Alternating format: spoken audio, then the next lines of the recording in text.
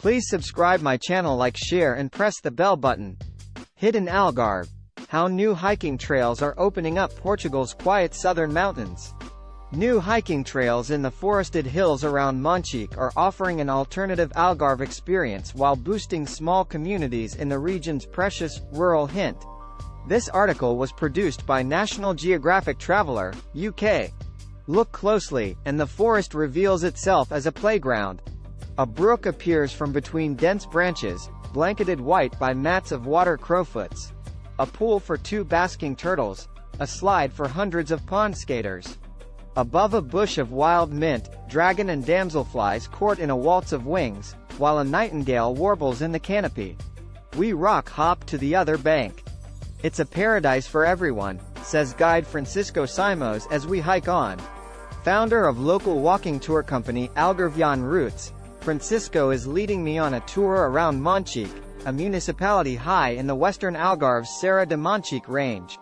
Roughly 30 miles inland from Albufeira on Portugal's southern coast, it's a different world from its popular seaside resorts, home to the region's 2 highest peaks and woodland that benefits from a humid microclimate. The brand of the Algarve is the coastline, not the mountains, says Francisco. There's a lot of potential here, but people don't know about it. Unlocking this potential is the aim of the Via Algarviana, a long-distance trail that runs for 186 miles along the interior of the region, from the Spanish border to the Atlantic, and it's still a work in progress. Inaugurated in 2009, it's been expanded over the years with a series of side trails, from shorter half-day hikes to paths between more well-connected towns.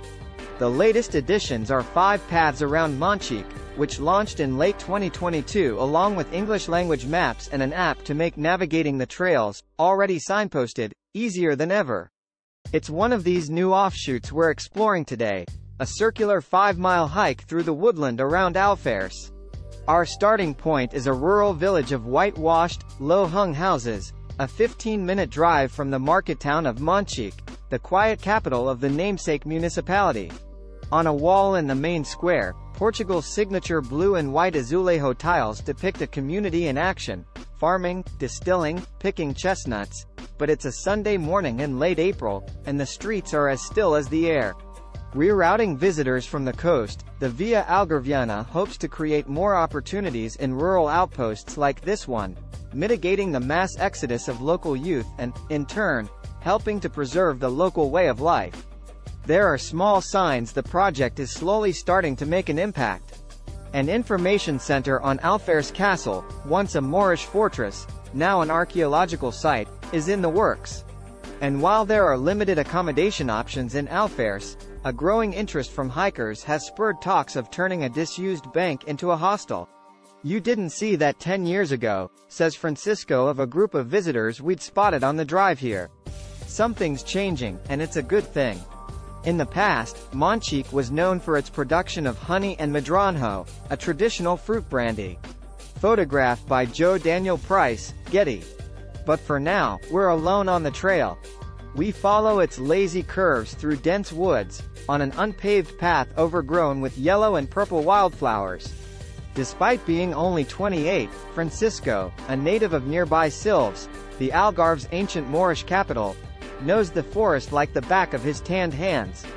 As we walk, he identifies round madronjo berries, which are distilled in basements around Monchique into a local firewater spirit. He even spots a carob tree, whose cocoa-like pods, used as an ingredient in desserts and beauty products, are known as the black gold of the Algarve. Yet, it's the unassuming cork oaks Francisco is most passionate about. It's just cork, but it has a big story, he says. Endemic to southwestern Europe, they're the national tree of Portugal, protected by law since the Middle Ages. The moss tinting the high branches green, Francisco explains, attracts insects, which attract birds and so on up the food chain. The trunks, meanwhile, are russet and bare. Their bark can be harvested without harming the tree, providing a sustainable source of income for local communities who sell it primarily for use in the wine industry. How to do it? Algarviana Routes organizes guided hiking excursions around the Algarve. Pure Monchique Hotel, one of the accommodation options at Villa Termal das Caldas de Monchique Spa Resort, is close to the hiking trails around Monchique. Doubles from €101, £87, B&B. Getting there. British Airways, Ryanair, EasyJet and TAP Air Portugal are among the airlines flying frequently from UK cities including London, Manchester, Birmingham and Edinburgh to Lisbon, Porto and Faro. Average flight time, 2.5 h/3h. Flights can be less frequent in winter. Taking rail routes through Spain to reach Portugal has become harder with service closures since 2020. But it's still possible to reach Lisbon from London in 2 days, via Paris, and Madrid or San Sebastián. BA.com, Ryanair.com, EasyJet.com, FlightApp.com, Seat61.com. Getting around. Traveling by train is a breeze between cities, such as Lisbon-Faro, 3h, or Porto-Lisbon, 3h. Distances aren't huge and services are reliable, regular and inexpensive.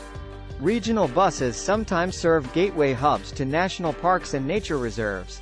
But services can be sporadic, especially in low season, and going beyond you'll need your own wheels to explore. When to go? Spring and early autumn are lovely times to visit, with wildflowers and foliage bringing color to landscapes, often clear skies and mild temperatures, between 20°C to 25°C, that are ideal for outdoor activities. The further south you go, the warmer and drier it tends to get. Summers are hot, with temperatures notching 30°C, and highs of up to 35°C in the Algarve. July and August are peak holiday time, with crowds and room rates to match. Winters are cooler, with highs of around 15°C in the south and 12°C in the north, though it can feel much colder on the coast when Atlantic winds and rain sweep in. Expect snow in the mountains.